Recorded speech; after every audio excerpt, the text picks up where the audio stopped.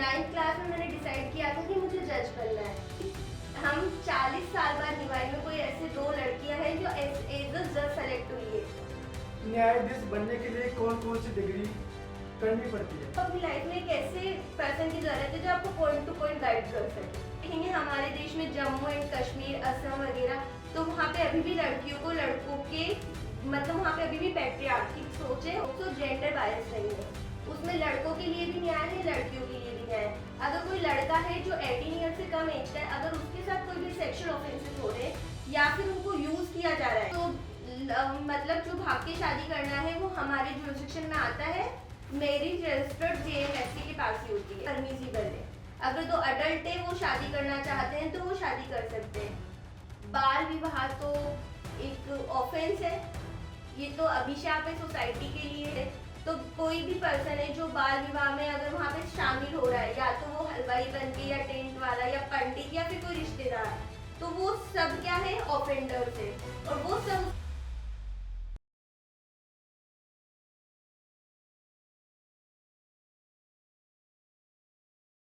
Action.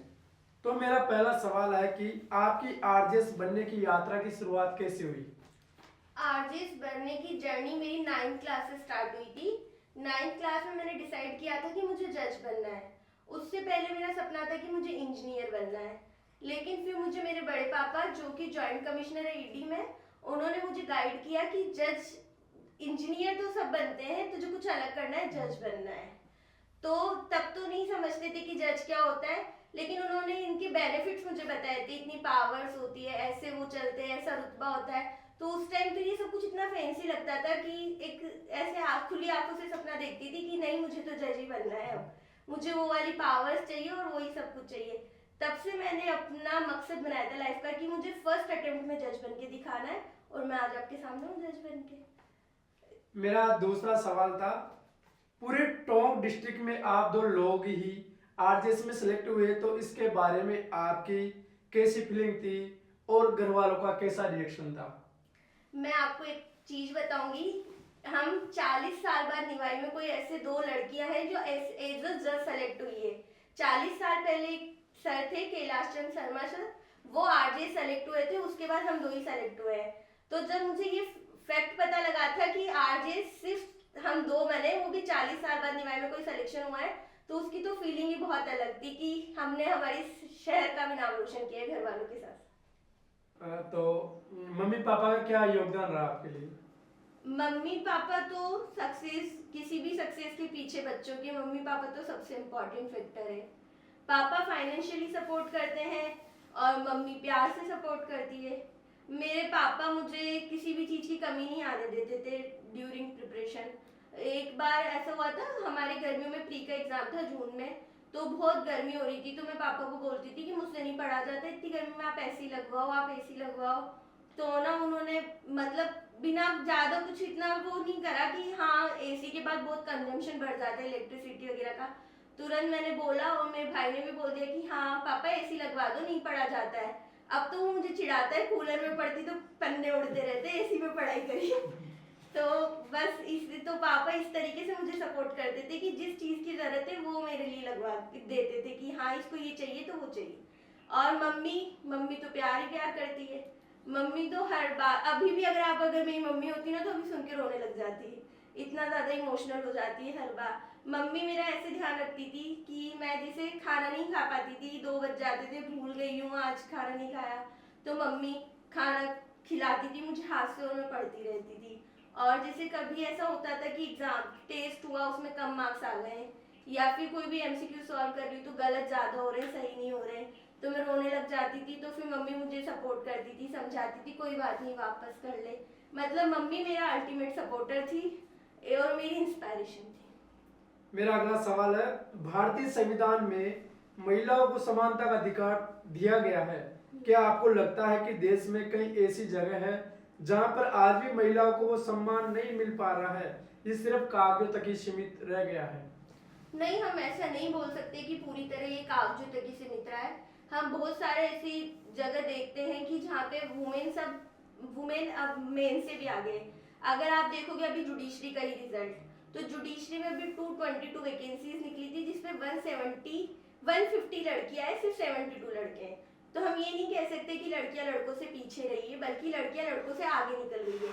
लेकिन हम ये भी नहीं बोल सकते कि पूरी तरह लड़कियां सम्मान है, क्योंकि हम देखेंगे हमारे देश में जम्मू एंड कश्मीर, असम वगैरह, तो वहाँ पे अभी भी लड़कियों को लड़कों के मतलब वहाँ पे अभी भी पैट्रियार्किक सोच है और लड़कों को लड़कियों से कम समझा जा रहा है। और मतलब ये है कि हाँ, मैं ये कहना चाहूंगी जनता से कि आप भी अपनी बेटियों पे ट्रस्ट करो और उनको आगे बढ़ाओ। जैसे हम लोगों ने अपने मम्मी पापा का नाम रोशन किया है, वो भी आप लोगों का नाम रोशन करेगी। ये भी सही बात है कि बहुत सी लड़कियां ऐसी होती है जो गलत रास्ते पे चलती है, तो मैं उन लड़कियों से भी यही कहना चाहूंगी कि है ना, उन सब चीजों को छोड़ो और अपने मम्मी पापा जिस काम के लिए तुम पे पैसे इन्वेस्ट कर रहे हैं और तुम्हें आगे बढ़ने के लिए बाहर भेजा है, तो उसी को फॉलो करो और आगे बढ़ो और उनका नाम रोशन करो और दिखाओ कि हाँ, हम लड़कियां लड़कों से आगे, उनके बराबर नहीं। मेरा अगला सवाल, न्यायाधीश बनने के लिए कौन कौन सी डिग्री करनी पड़ती है? न्यायाधीश बनने के लिए एलएलबी मस्ट है। हम ग्रेजुएशन के बाद कर सकते हैं एलएलबी, या 5 ईयर इंटीग्रेटेड कोर्स होता है वो एलएलबी कर सकते हैं। मैंने 5 ईयर इंटीग्रेटेड किया था, बीकॉम एलएलबी बनस्थली विद्यापीठ से।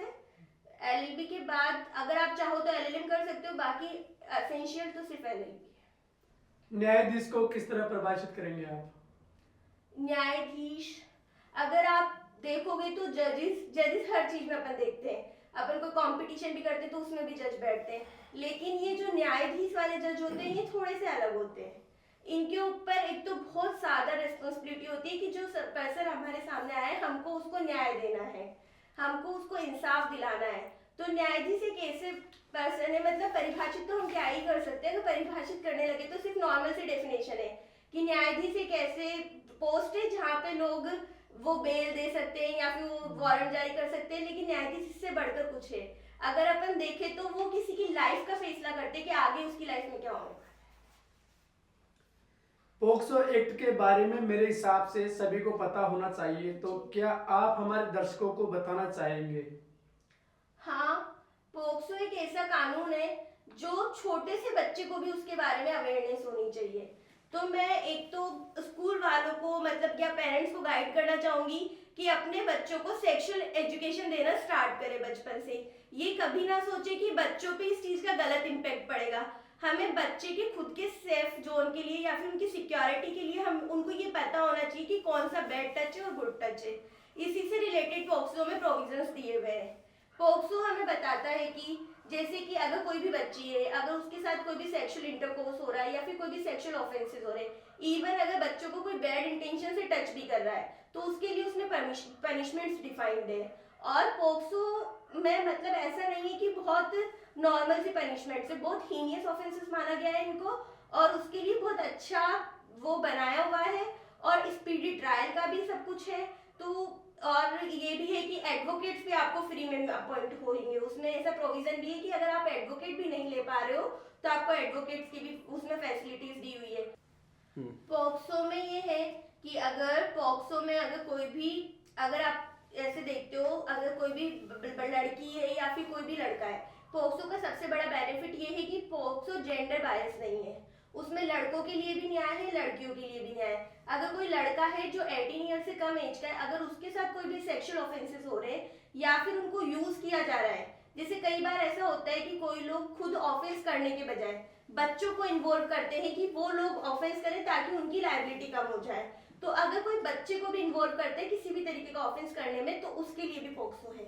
पॉक्सो में ये है कि आप बच्चे के साथ कर रहे हो या फिर बच्चे से किसी का करवा रहे हो या अपने खुद के साथ करवा रहे हो, तो तीनों लोगों के लिए उसमें पनिशमेंट्स है। ऐसा नहीं है कि सिर्फ आप बच्चे के ऊपर ऑफेंस कर रहे हो, सिर्फ उसी के लिए पनिशमेंट्स है।